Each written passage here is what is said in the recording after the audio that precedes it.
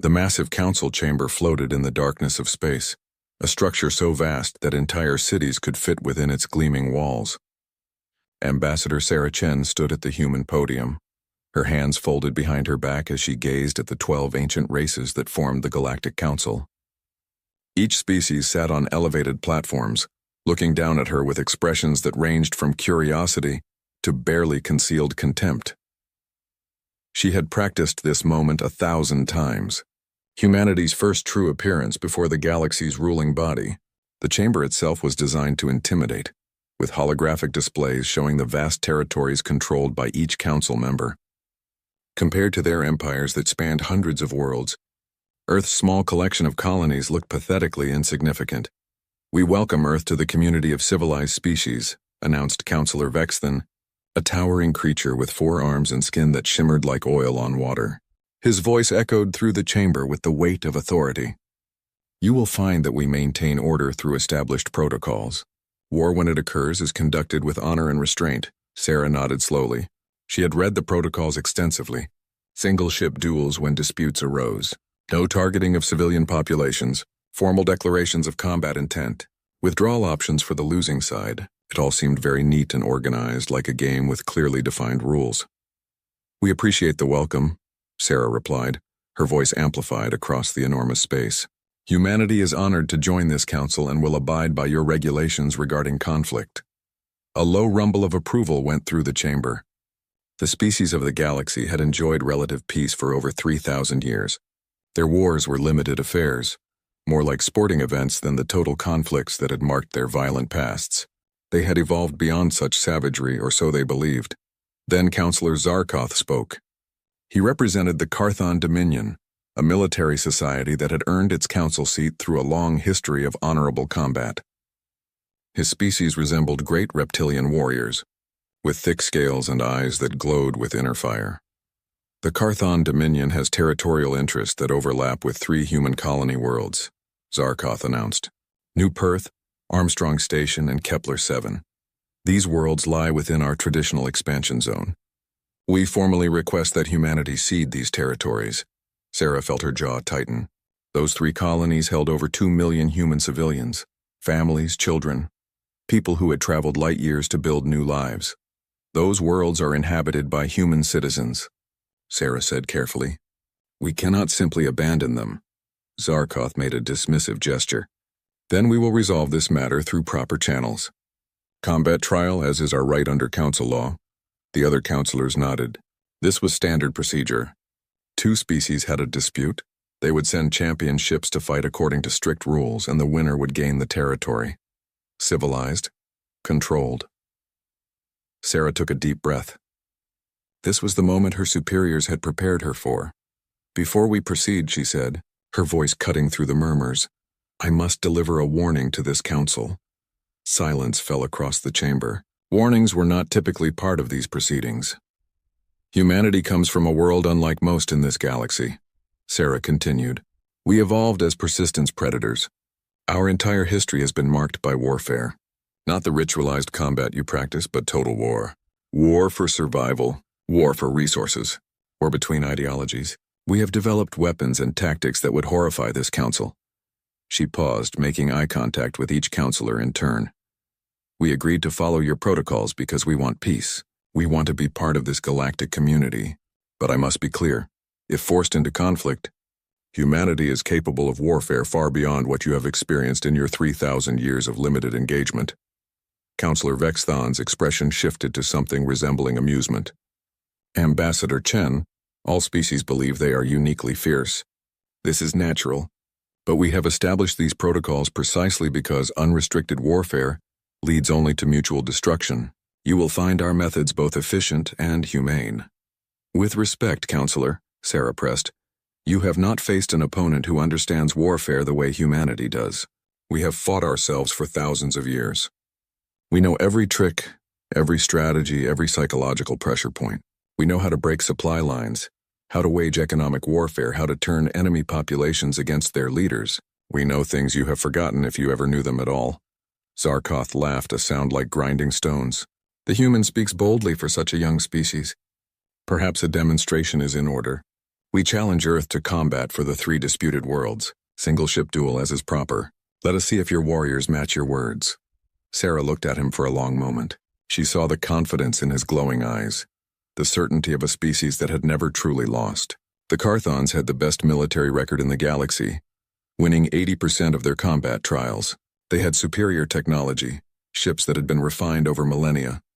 We accept, Sarah said quietly. But remember that I warned you. We will follow your rules as long as you follow them, but if those rules break down, if civilian lives are threatened, we will respond with methods you are not prepared for. Duly noted, Vex then said with a tone that suggested he considered the warning meaningless posturing. The combat trial will commence in 30 standard days at the New Perth system. May the worthiest species prevail. The other counselors murmured their agreement. To them this was routine.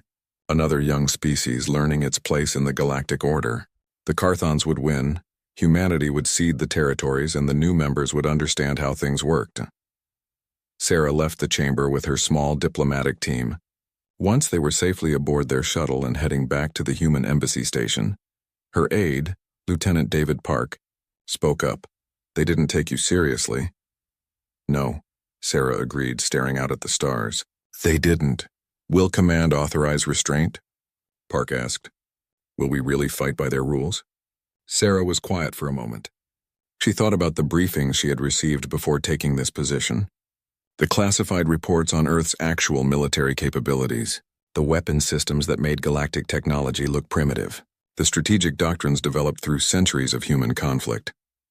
We'll follow their rules in the initial engagement, Sarah said finally. We gave our word and humanity keeps its promises. But if the Carthons break those rules, if they threaten our civilians or escalate beyond the agreed parameters... She didn't finish the sentence. She didn't need to. Back on Earth, the military command was already mobilizing. Ships were being prepared. Not just the single champion vessel required for the duel, but entire fleets held in reserve. Contingency plans were being updated. Rules of engagement were being drafted for multiple scenarios. Humanity had tried to warn them. The warning had been ignored. That would be the galaxy's first mistake. It would not be their last. The 30-day countdown had begun, and with it, the galaxy's peaceful era was approaching an end that none of its elder species could yet imagine. They had lived so long in their carefully controlled conflicts that they had forgotten what real war looked like. They were about to remember. The sky above New Perth burned with the light of combat. Captain James Rodriguez watched from the colony's command center as the human champion ship, the Defiant, engaged the Carthon vessel in orbit. Both ships followed the ancient protocols exactly, circling each other in a deadly dance that would have looked beautiful if so many lives did not depend on the outcome. Their shields are holding, his tactical officer reported. Our weapons are having minimal effect, James nodded grimly.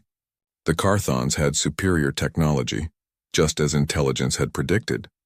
Their shields could absorb more damage, their weapons fired faster, and their ship moved with a grace that suggested thousands of years of refinement. Defiant is taking heavy damage, the communications officer announced. Captain Miller is requesting permission to withdraw. James picked up the communication link. Permission granted. Follow protocol and signal honorable retreat. On the screen, the Defiant began broadcasting the standard withdrawal codes. According to galactic law, the Carthon ship should cease fire and allow the defeated vessel to leave the battlefield. The combat trial would be over, and humanity would cede the 3 worlds. For a moment it seemed the Carthons would follow procedure. Their fire slackened as the Defiant turned away. Then something changed. Sir, the Carthon ship is pursuing, the tactical officer said, confusion in his voice. They're continuing to fire. What? James stood up, staring at the display. We transmitted the withdrawal codes. They should have stopped. The Defiant's shields collapsed under the continued assault. The ship began breaking apart, its hull breaching in multiple locations. Emergency pods launched, carrying the survivors away from the dying vessel. The Carthons are targeting the escape.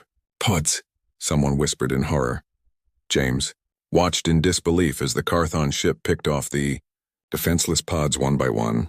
This was not just a violation of withdrawal protocol.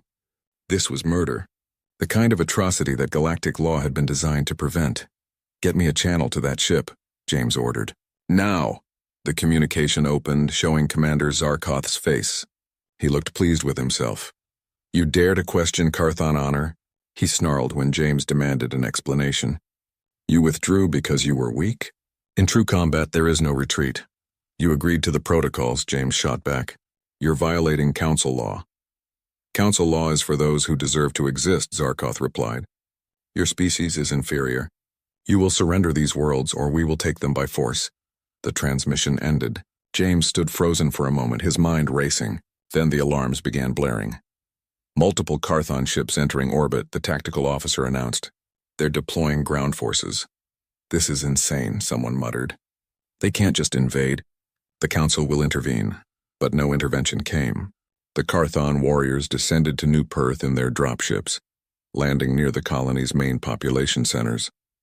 They had come for an honorable ground battle, expecting the humans to line up and face them in open combat. What they found instead was a city of 200,000 terrified civilians and a garrison of only 3,000 human soldiers. Captain Maria Santos commanded the ground defense. She had deployed her forces in defensive positions around the city, following the same protocols that governed space combat.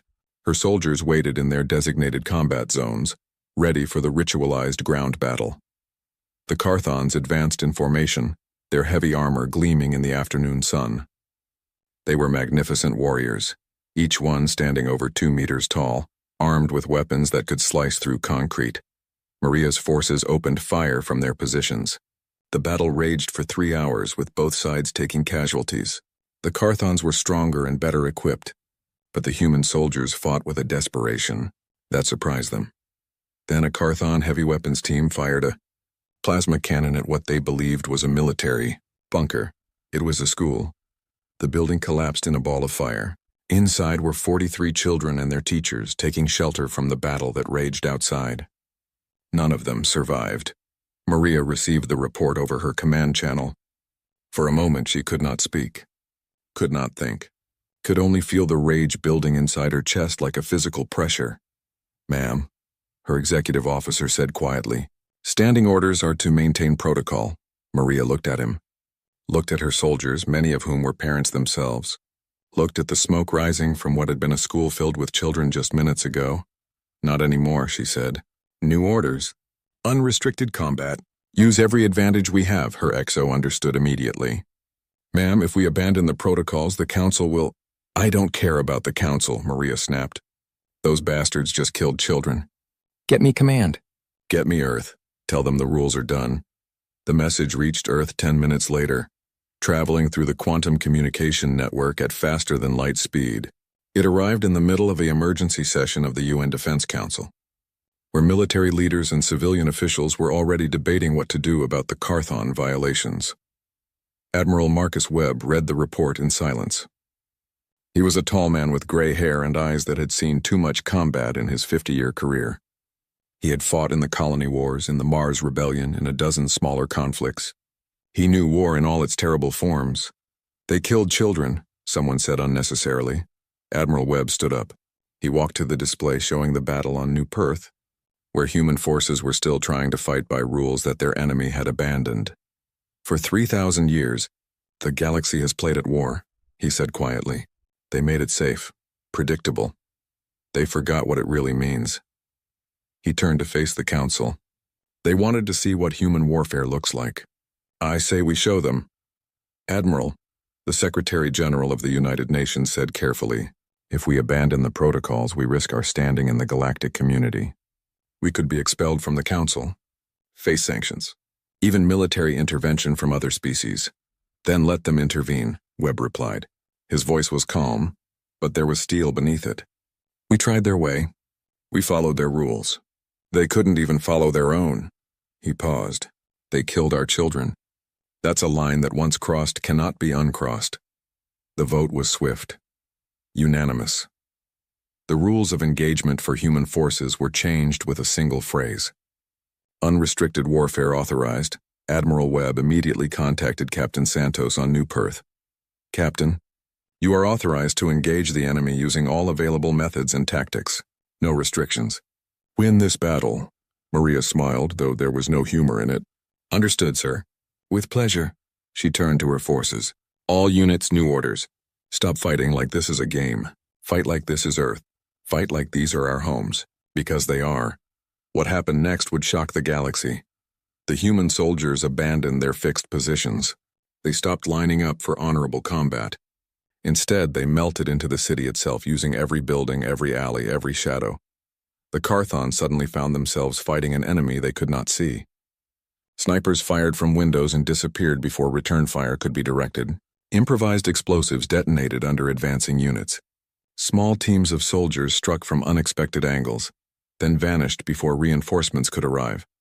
This was urban warfare, something the Carthons had never experienced.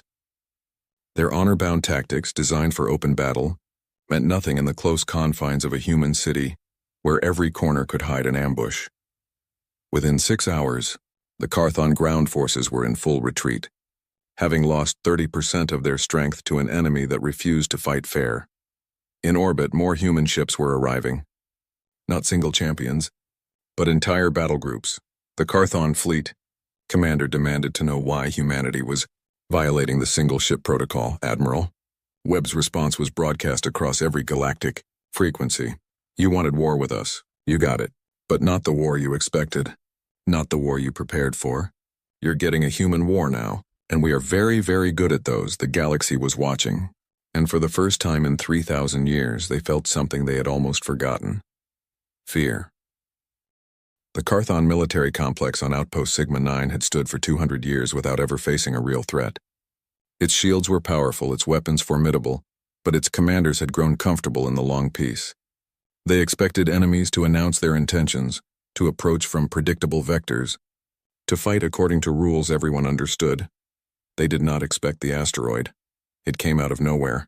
A chunk of rock and ice 300 meters across, moving at impossible speeds. By the time the Carthon sensors detected it, there was less than 30 seconds to respond.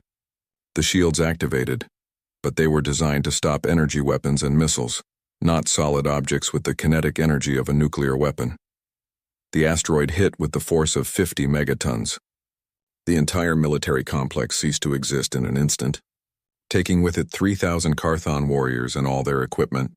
2 star systems away, Commander Rachel Kim watched the impact on her tactical display and allowed herself a small smile. Kinetic kill confirmed, her weapons officer reported. Target destroyed. 1 down, Rachel said. Mark the next target and begin approach. Her ship, the Phantom, was unlike anything the galaxy had seen. It was not designed for honorable combat. It was designed for stealth, for surprise, for hitting enemies who never saw it coming. Its hull absorbed sensor sweeps instead of reflecting them. Its engines ran cold, producing minimal heat signature. It could drift through space like a ghost. The galaxy had forgotten that warships could be built this way. They had forgotten a lot of things. Across 3 star systems, human forces were teaching them to remember. Admiral Webb's strategy was simple and brutal. The Carthon Dominion controlled 47 worlds and had military installations on 2/3 of them. They expected humanity to attack these installations in proper military fashion, announcing intentions and engaging in formal combat. Instead, humanity hit their supply lines. Transport ships carrying food, ammunition, and replacement parts began disappearing. They would enter a shipping lane and simply vanish, never reaching their destinations. Carthon military commanders started receiving reports of shortages, of equipment breaking down without spare parts, of soldiers going hungry because supply shipments never arrived. When they sent warships to escort the transports, those warships were ambushed by human packs that struck from multiple angles, disabled engines and weapons, then vanished before reinforcements could arrive. This is not warfare, Counselor Zarkoth protested to the Galactic Council. This is piracy. This is cowardice. Ambassador Chen, watching via holographic link from the human embassy, responded calmly. This is efficiency. You wanted to see how humans fight. We are showing you. The Carthons tried to adapt. They increased patrols, strengthened escorts, changed routes. But for every adjustment they made, humanity was 3 steps ahead. Captain David Chen commanded a hunter group of 6 ships, each one small and fast. His orders were to disrupt Carthon operations in the Theta sector, and he was very good at his job. Target is a supply depot on Carthon 3. He briefed his team. 50,000 tons of military supplies, minimal guard force. They think the location is secret. How did we find it? His tactical officer asked. David smiled. We hacked their communication network 2 weeks ago. We've been reading their mail ever since. Electronic warfare, cyber attacks, information dominance. These were concepts the galactic military had never developed. Why would they need to? Everyone fought honestly, face to face, according to rules. But humans had fought each other for so long that they had learned every dirty trick, every underhanded method, every way to gain an advantage. They had hacked each other's systems, stolen each other's secrets, and turned information into a weapon. Now they turned those weapons on an enemy that had no defense against them. David's ships jumped into the Carthon 3 system and broadcast a message on all frequencies before the defenders could even respond. This is the human ship ranger. In exactly 30 minutes, we will destroy the military supply depot at coordinates X445, Y782. All civilian personnel should evacuate immediately. This is your only warning. The message caused immediate panic. Carthon commanders evacuated the depot. Not knowing whether this was a bluff or a genuine threat, they scrambled their defense forces preparing to intercept the attack. The attack never came. Instead, David's ships hit a completely different target on the other side of the planet, a communications hub that had been left unguarded when all the defenders rushed to protect the supply depot. Psychological warfare, David explained to his confused crew. Make them afraid. Make them second guess. Make them waste resources protecting targets we never intended to hit. This happened across Carthon territory. Human forces would announce attacks that never came, then strike where least expected. They would feint in one direction and attack in another. They would offer truces and then attack during negotiations. They would surrender and then fight harder than before. Nothing was predictable. Nothing was fair. Nothing followed the rules. The Carthon military, built on 3,000 years of honorable combat, began to fracture under the pressure. We cannot fight this way, one Carthon admiral told his subordinates.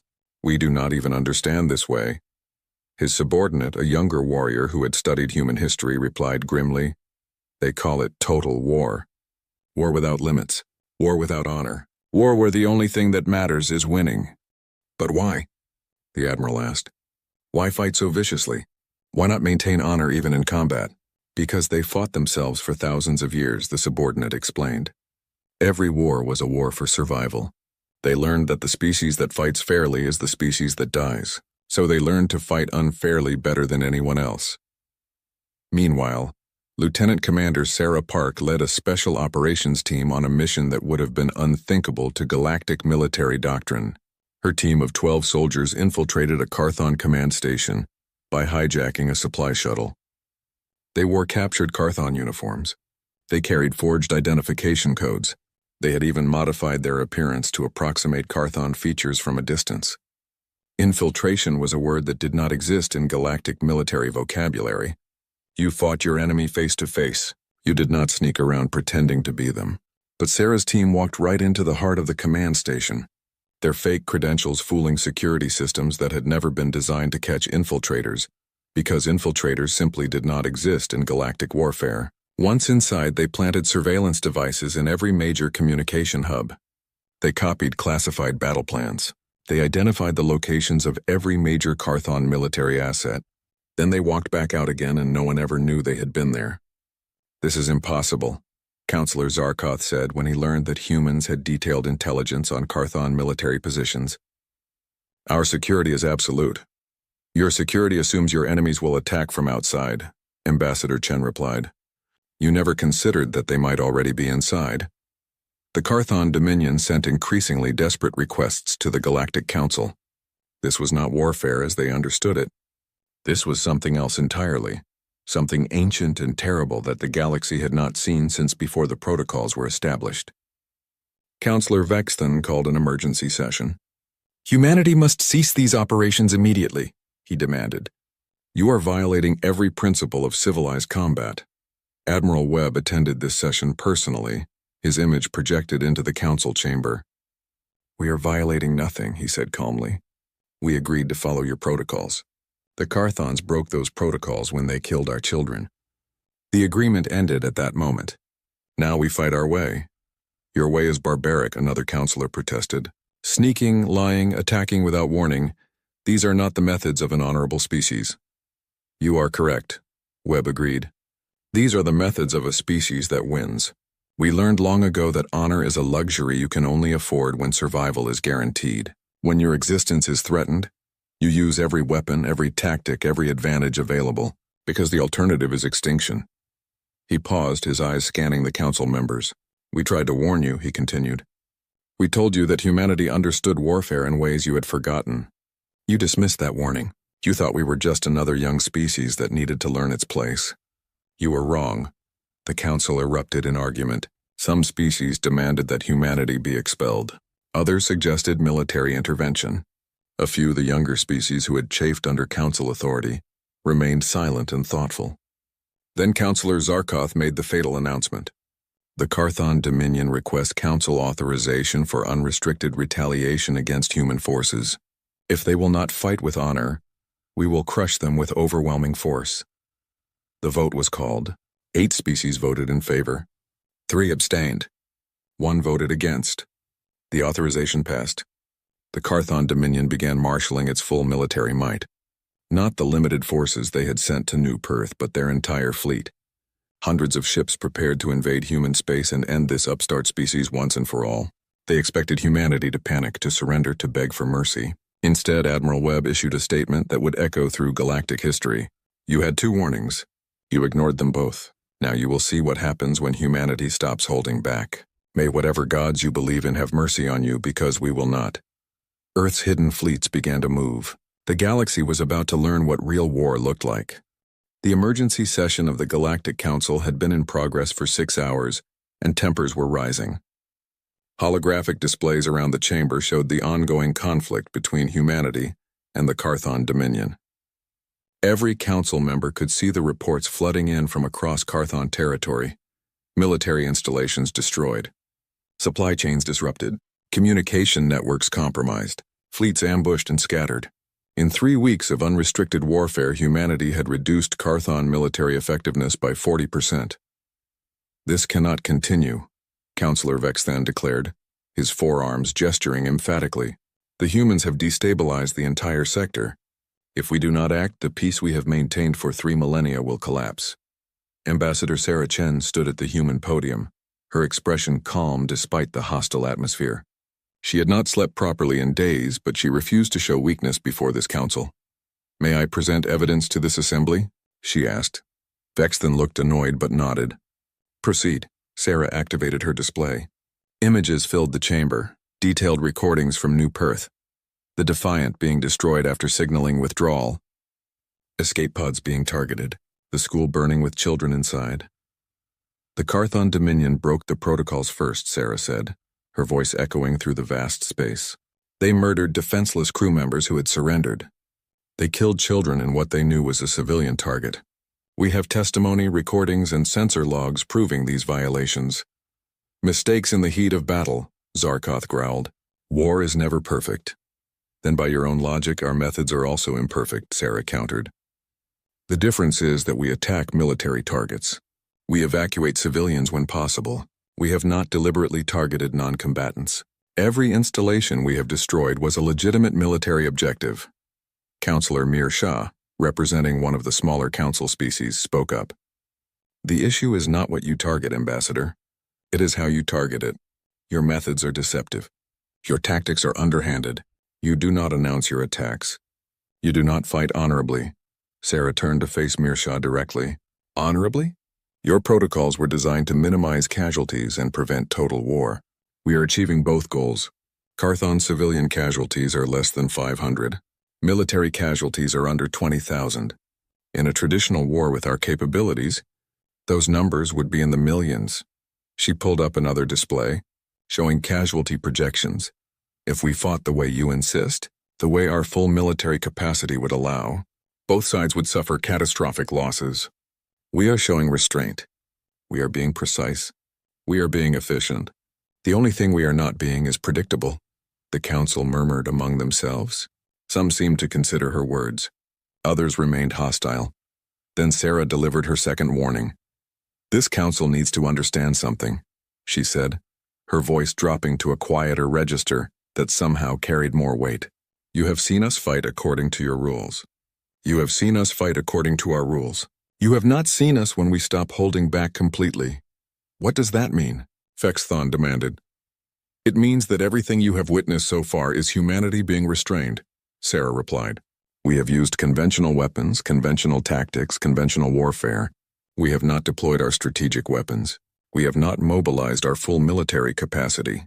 We have not shown you what we are truly capable of. Admiral Webb's image appeared beside Sarah's podium, adding his presence to her words. Earth has spent 300 years preparing for the worst, Webb said. We prepared for alien invasion. We prepared for total war. We built weapons systems that make galactic technology look primitive. We developed strategic doctrines that none of you have even imagined. We did this because we learned through our own bloody history that the species that prepares for peace but cannot wage war is the species that gets conquered. He let that sink in for a moment before continuing. Right now, this is a limited conflict. We are using a fraction of our available forces. We are holding back our most powerful weapons. We are trying to resolve this situation without catastrophic escalation, but if this council decides to intervene militarily against humanity, if you decide to make this an existential threat to our species, then we will respond with everything we have. Is that a threat? Councillor Zarkoth roared, rising from his seat. It is a promise, Webb replied calmly. We tried to warn you before this started. You dismissed us as young and ignorant. We are warning you again now. Do not make this bigger than it already is. The council erupted in argument. Some species demanded immediate action against human aggression. Others counseled caution. A few of the younger species began questioning whether the old protocols still served their interests. During a recess, Sarah received a private communication from Ambassador Telshar of the Quilson Commonwealth, one of the smaller species represented on the council. Ambassador Chen, Telshar said quietly, my government wishes to convey that we do not support intervention against humanity. Privately, many of us have long felt that the council's authority is excessive. Sarah was surprised. Why have you never said anything? Because the elder species control the council, Telshar replied. They make the rules. They enforce the protocols. They decide who is civilized and who is not. Your species has shown that their authority can be challenged. That is a revelation, Sarah understood. The galactic order was not as stable as it appeared. Younger species resented the control exercised by the ancient empires. Humanity's defiance had exposed cracks in the system. On Earth, a global referendum was taking place.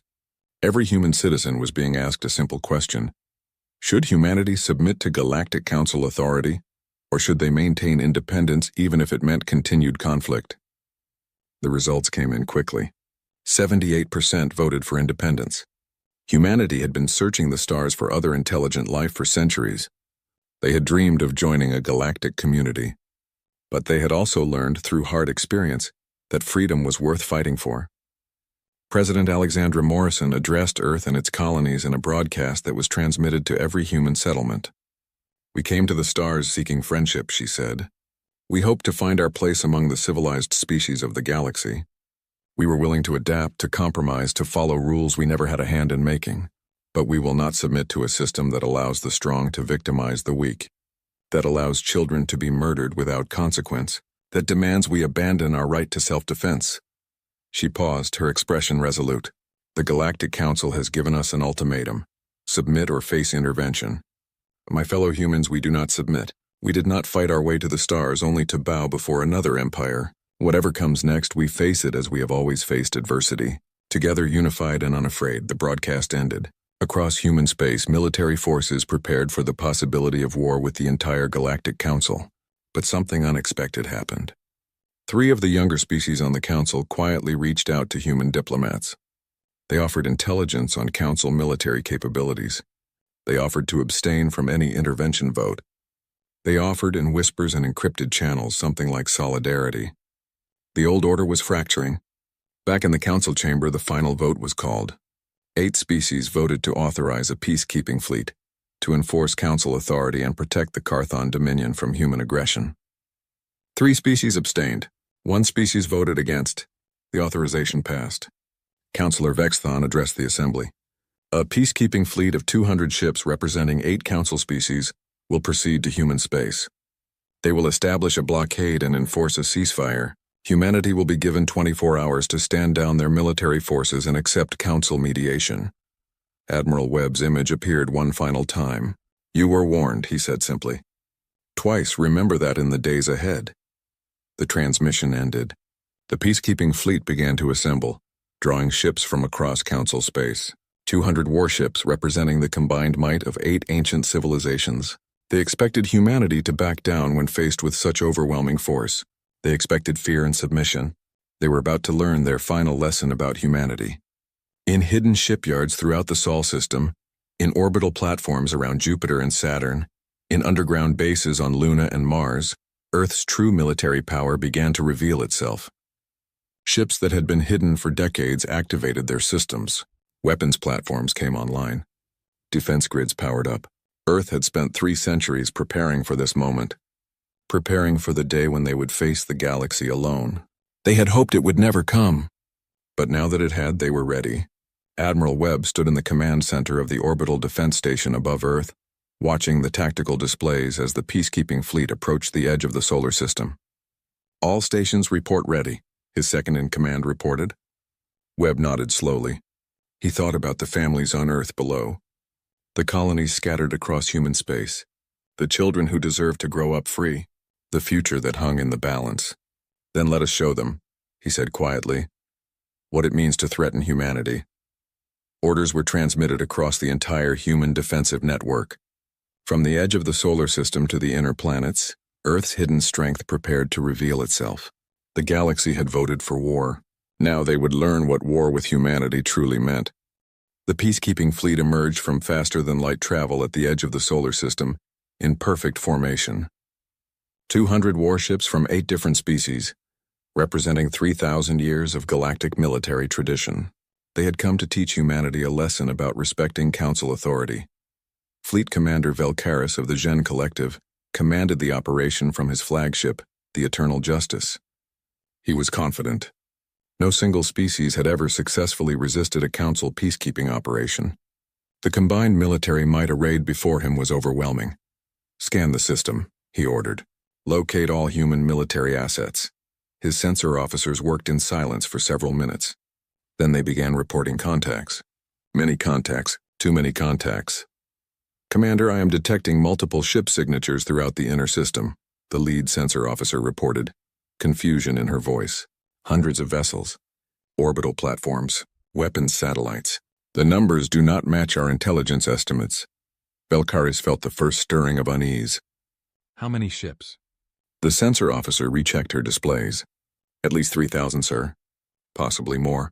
Many of the signatures are unlike anything in our databases. 3,000 ships. The intelligence reports had suggested humanity possessed perhaps 200 combat vessels. This was impossible. They must be civilian ships trying to appear military, Velkaris decided. Humans are known for deception. Admiral Webb's face appeared on every view screen in the fleet simultaneously. The human looked tired but determined. Fleet Commander Velkaris, this is Admiral Marcus Webb of the United Nations Defense Force. You have entered Sol system with hostile intent. You have 20 minutes to reverse course and leave this system. This is your only warning.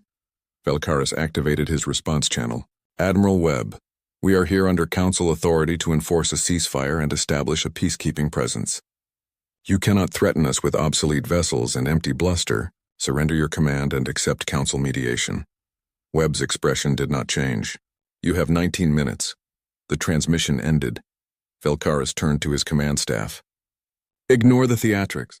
Advance into the system and establish orbital control around Earth. They will surrender once they see we are serious.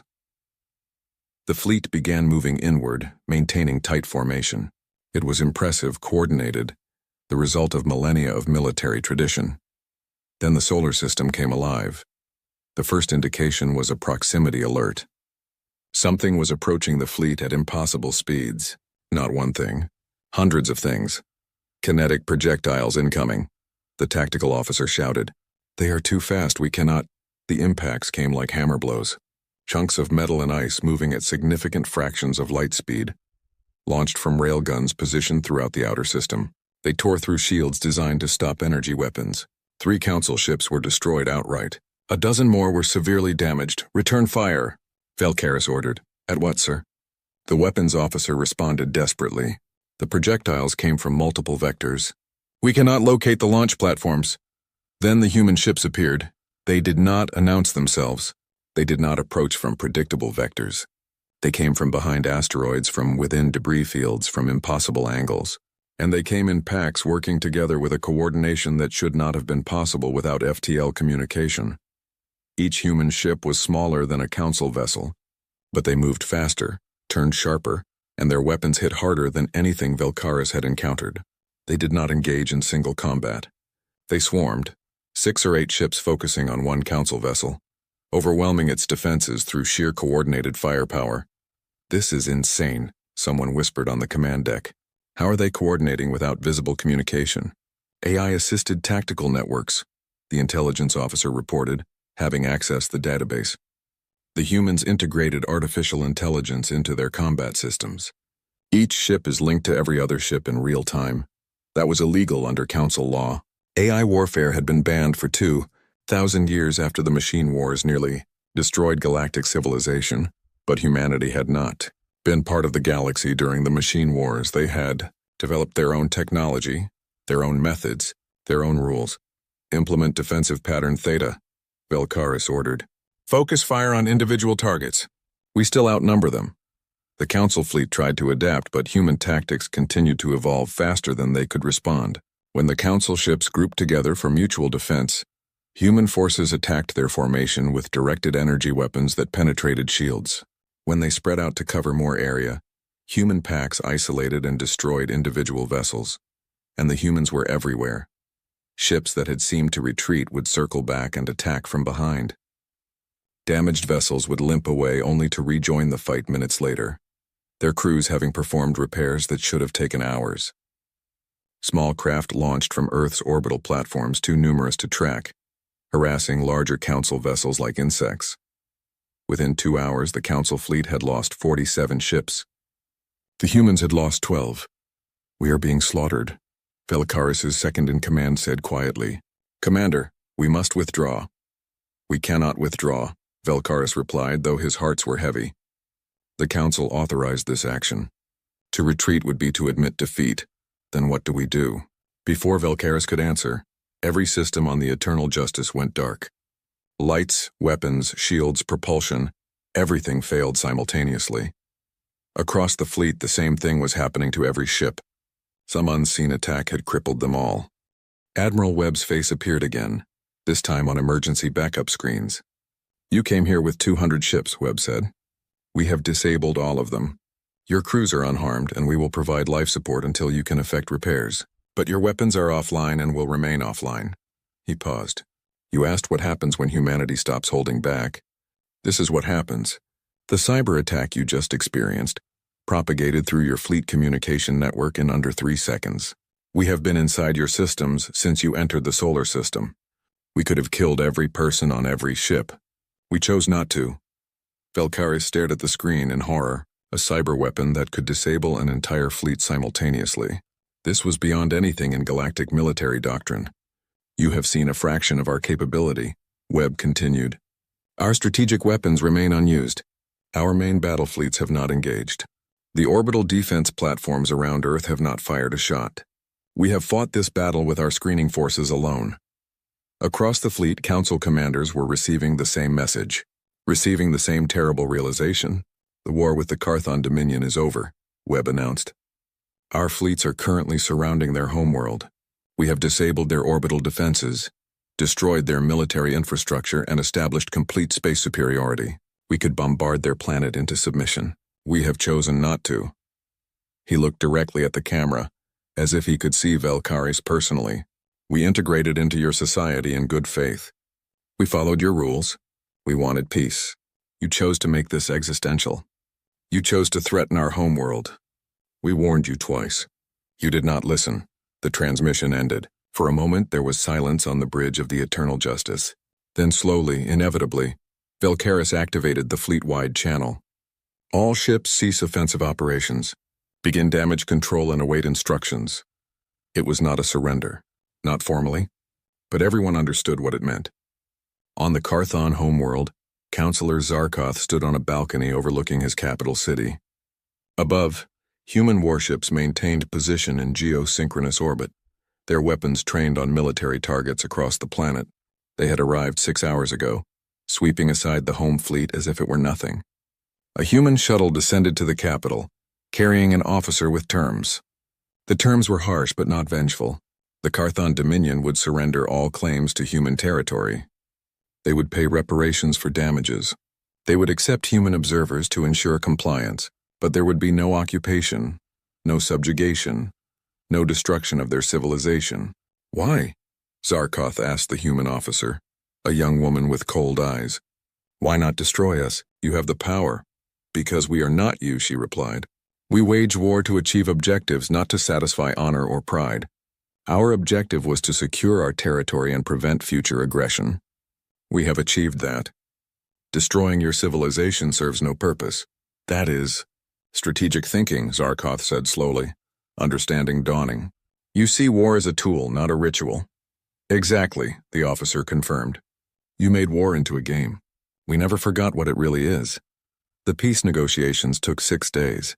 Representatives from the Galactic Council, chastened and shocked, mediated the final agreement. The war officially ended with the Treaty of New Perth, named for the colony where it had all begun. The terms reshaped galactic politics. Humanity was granted permanent council status, not as a junior member but as an equal. The protocols governing warfare were revised to acknowledge that different species might have different approaches to conflict. Most importantly, the Council's authority to intervene militarily in sovereign territory was severely limited. Ambassador Sarah Chen addressed the Council one final time, 10 years after the war. You built a civilization without predators, she said, looking at the assembled species. You enjoyed 3,000 years of peace because you forgot what made you vulnerable. You forgot that peace without strength is merely a pause before conquest. She gestured to the human delegation behind her. We never had that luxury. We evolved in a world filled with predators. We survived by becoming the apex predator. We fought ourselves for thousands of years because no one else was there to fight. We learned every lesson that evolution and warfare could teach. The Council listened in silence. We did not want to be your warriors, Sarah continued. We wanted to be your friends, your partners, your equals. But when you threatened us, when you tried to force us into submission, we responded the only way we know how, with overwhelming force, with total commitment, with everything we have. She paused. The galaxy has changed. Younger species have more autonomy. The old protocols have been reformed. Real negotiation has replaced enforced compliance. These are good changes. But remember how they came about. Remember that peace is not the natural state of the universe. Peace is something that must be built, defended, and earned. She looked around the chamber one last time. We are humanity. We are predators who learned to build civilizations. We are warriors who learned to make peace. We are the species that Earth forged in fire and blood. We offered you friendship, and when you refused, we offered you war. You chose poorly. Do not make that choice again. The transmission ended, but her words echoed through the galaxy for generations to come. Earth had taken its place among the stars, not as supplicants or conquerors, but as a power that had earned respect through capability. The galaxy had learned its lesson, the hard way, and in the darkness between stars, humanity maintained its vigil, hoping for peace but always prepared for war, because that is what humanity does best.